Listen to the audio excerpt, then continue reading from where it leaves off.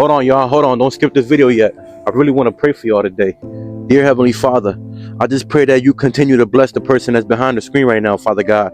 I just pray that you continue to bring peace over their minds and love over their hearts, Father God. I pray that you continue to guide them in the right path, Father God. I pray that you continue to heal them from any past trauma, Father God. Anything that's been bothering them and interfering with them trying to become something in life, Father God. I want you to clear their mind out.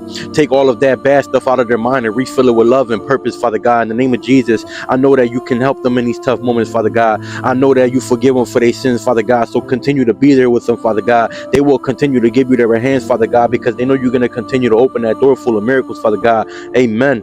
If you watching this video and you made it this far, I want you to know right now that Father God is about to bless your life in a way you can never imagine. Don't you give up on yourself. You continue to be who you are. Continue to chase your dreams because everything's going to work out for you. I want you to know that. So type amen in the comment section down below and you have a wonderful day. I'm going to see y'all later.